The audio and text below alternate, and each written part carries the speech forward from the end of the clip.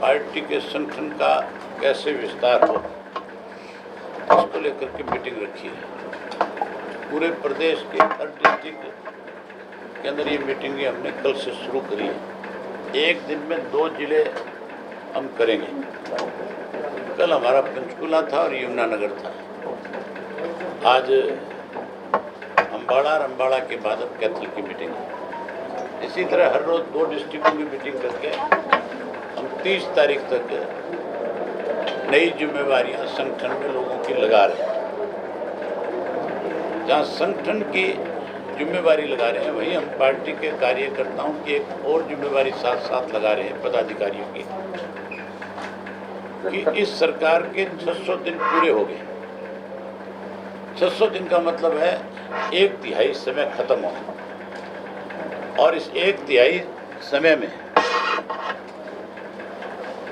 सरकार की क्या क्या कमियां और खामियां हैं, कौन कौन से ऐसे गलत निर्णय सरकार ने लिए जिससे आम आदमी का नुकसान हुआ है, वो सारी बातें भी हमने खुल करके पार्टी के साथियों को बताया। एक कंप्लेंट भी हम उसका तैयार कर रहे हैं, जो अगले 2-3 दिन में हम अपने सारे साथियों के पास पहुंचाएंगे। वो संगठन को जब गांव में, कस्बे में, शहर में लोगों से मिलकर के नई जिम्मेवारियां देंगे, तब उनको विस्तार से उस कंप्लेंट में जो लिखा है उसको पढ़ करके भी बताएंगे, सरकार की कमियां और खामियां उजागर करेंगे। आज ऐसे हालात हैं इस प्रदेश के अंदर कि सरकार नाम की कोई चीज नहीं है। भ्रष्टाचार आज चरम सीमा पे है, कानून व्यवस्था जीरो है। उसके इलावा लुटेरों के अलग अलग गिरोह बढ़ गए, जिनको सत्ता का संरक्षण है। सत्ता में बैठे लोग स्वयं इसमें शामिल हैं। मुख्यमंत्री जिनके लेकर के आम ये कहा जाता था कि हरियाणा का मुख्यमंत्री स्वयं तो ईमानदार है, लेकिन उसकी टीम में जो लोग हैं वो कहीं भ्रष्टाचार को बढ़ावा देते, वो भ्रष्ट हैं। लेकिन मैं ये कहता हूं कि मुख्यमंत्री स्वयं सबसे ज्यादा आज भ्रष्ट लोगों की श्रेणी में है,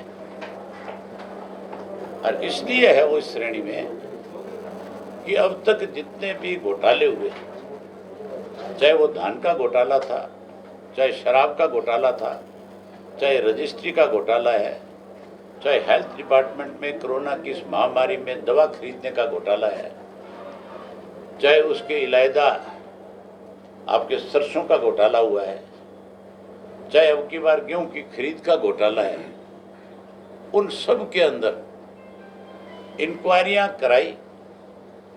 करा करके किसी भी एक इंक्वायरी को पब्लिश नहीं किया, उन सबको ठंडे बस्ते में डाल दिया। शराब घोटाले में 2 इंक्वायरी हुई। पहली इंक्वायरी एक एससीटी का गठन करके करेगी, दूसरी इंक्वायरी विजिलेंस के नाम से कराएगी। और विजिलेंस के नाम से जब इंक्वायरी हुई, गृह मंत्री ने, अनिल विज ने जब कहा कि अब मुख्यमंत्री का काम है इसको पब्लिश करें, जो लोग इसके अंदर शामिल है उनके खिलाफ FIR रोज करे, उन लोगों के खिलाफ कार्रवाई करे। मुख्यमंत्री ने कोई कार्रवाई नहीं करी। कार्रवाई करने की बजाय मुख्यमंत्री ने उसको ठंडे बस्ते में डालने का काम किया। ये कह दिया कि मैं इसकी जो है चीफ सेक्रेटरी की जिम्मेवारी लगाता हूं कि वो इसका अध्ययन करें। जब इंक्वायरी होगी तो अध्ययन किस चीज़ का? जब पहली इंक्वायरी हुई थी, आपको अपने उन अधिकारियों पे विश्वास नहीं रहा जिनको मुख्यमंत्री ने सभी में जिम्मेवारी दी थी कि ये 3 लोगों की कमेटी बना करके एससीटी का गठन मैं कर रहा हूँ। तो मुख्यमंत्री ने गठन किया था, उनकी जो इंक्वायरी थी उस पर कार्रवाई होनी चाहिए थी। उसके बाद जब विजिलेंस के 3 अधिकारी जो DGP लेवल के थे, उनसे इंक्वायरी होगी, तो फिर उसके बाद चीफ सेक्रेटरी कहाँ से आ गया? अगर चीफ सेक्रेटरी बीच में आ भी गया तो फिर चीफ सेक्रेटरी वाली जो है अब तक अध्ययन नहीं कर सका चीफ सेक्रेटरी, कितनी बड़ी इंक्वायरी है वो। तो इसका मतलब ये है कि मुख्यमंत्री उन भ्रष्ट लोगों को बचाने के लिए खुद भी शामिल हो गया। अगर किसी भ्रष्टाचार करने वाले व्यक्ति को आप बचाते हो तो आप उससे ज़्यादा बड़े गुनाहगार हो।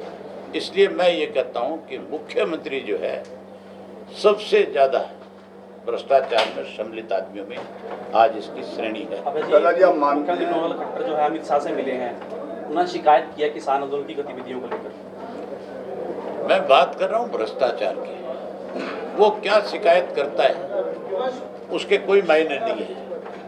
किसान आंदोलन जो है वो बहुत पीसफुल है। सर, किसान आंदोलन में अब तक किसी एक व्यक्ति की तरफ से ये कंप्लेंट नहीं है कि मुझे इस आंदोलन की वजह से कोई कठिनाई आई है। कुछ लोगों से सरकार, जो आरएसएस के लोग हैं, केवल अखबार की सुर्खियां बढ़ाने के लिए उनसे कंप्लेंट करवाते हैं।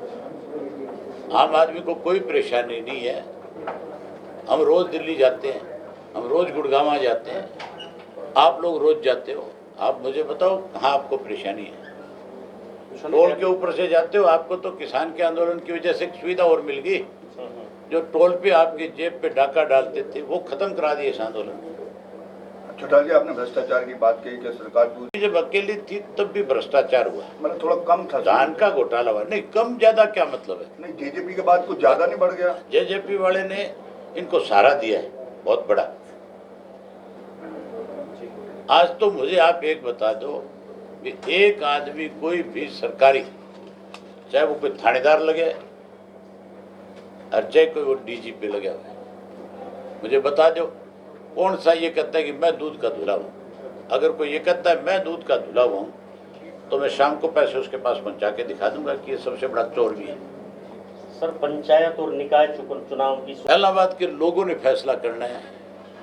पार्टी ने उनके ऊपर छोड़ रखा है कि जो फैसला वो करेंगे हमें वो स्वीकार होगा। अगर वो कहेंगे हमें कि आप आकर के चुनाव लड़ो तो हम जाकर के चुनाव लड़ेंगे। अगर वो कहेंगे कि नहीं, आपने किसानों के लिए इस्तीफा दिया है और हम सब जो है इस चीज़ से आपके साथ सहमत है, हम चुनाव का बहिष्कार करेंगे तो हम भी बहिष्कार कर देंगे। दुष्यंत चौटाला कह रहे हैं वो सड़क पे मेरी तरह चल के तो दिखा दे। कोई एक भी उनमें से किसी सार्वजनिक कार्यक्रम में जाकर के दिखा दे, कोई टोल के आग ऊपर से निकल करके दिखा दे कोई। अब तो ऐसी हालत है, लोग अपने घरों में नहीं जा सकते। जो छाती ठोकते थे हम किसान के साथ है, वो अपने घर में भी जब जाते हैं तो उनको डर लगता है इस बात का कि पता नहीं कौन तेरा विरोध करते हैं। मुझे लगता है कि इनके घर में भी विरोध है। सर, किसान आंदोलन पे गृह मंत्री का बयान आया है कि अब किसानों ने तय करना है कि आगे करना क्या है। गृह मंत्री को क्या पता है? बेचारे को सारा दिन दाढ़ी खुजाता है बैठे बैठे। किस गृह मंत्री की बात?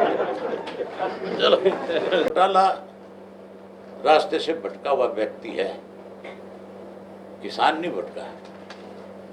दुष्यंत ही अपने रास्ते से भटक गया, इसीलिए तो आज लोगों के बीच में जा नहीं सकता। सर, किसानों को तो कहीं आप उस वाले रास्ता ना अपना लियो। पार्टी को कैसे मजबूत करेंगे आगे आप?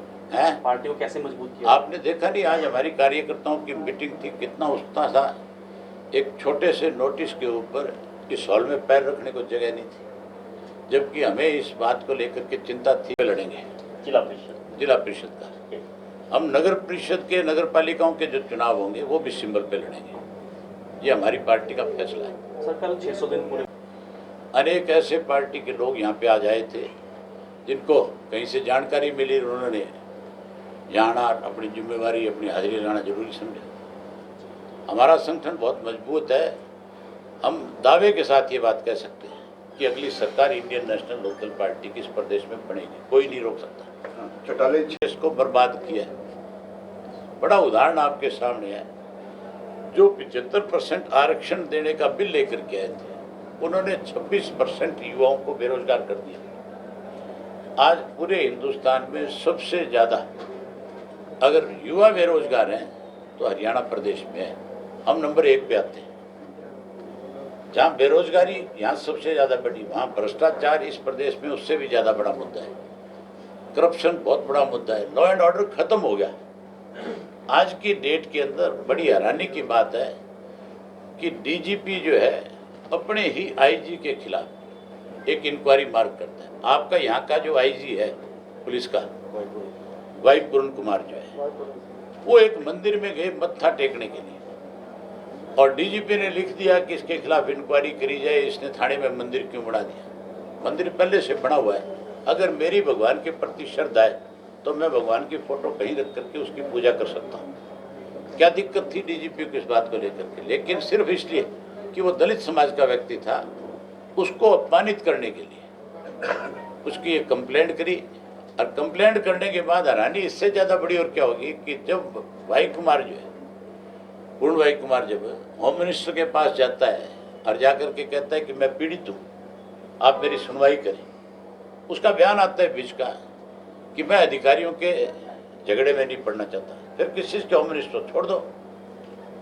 अगर तुम होम मिनिस्टर हो और तेरे डिपार्टमेंट के 2 अधिकारियों में कोई विवाद है, तो उसकी इंक्वायरी कर, तो उसकी जानकारी ले, जिस आदमी ने गलत किया उसके खिलाफ एक्शन लो, चाहे उसको सस्पेंड करो, चाहे उसका ट्रांसफ़र करो, चाहे उसके खिलाफ और इंक्वायरी बनती हो, जो बनता है करना चाहिए, पल्ला नहीं झाड़ना चाहिए। इसका मतलब सरकार नहीं है, तभी तो मिनिस्टर ने पल्ला झाड़ लिया। 1 मिनट सरकार तो होती तो 100% इसके अंदर जो गलत होता है उसके खिलाफ इंक्वायरी होती, उसके खिलाफ कार्रवाई होती। ऐलनाबाद उपचुनाव को लेकर किसान जो खुददार है, किसान किसी लालच में नहीं आ सकता। किसान अपनी लड़ाई लड़ना जानता है। किसान किसी के ना बहकावे में आएगा और ना ही किसान सरकार के आगे झुकेगा। सरकार को ही अपना फैसला वापस लेना पड़ेगा, और हर हालत में तीनों कृषि के काले कानून वापस होंगे और सरकार को एमएसपी का कानून बनाना पड़ेगा। तो ये माना जा सकता है कि इनेलो के जो भी लोग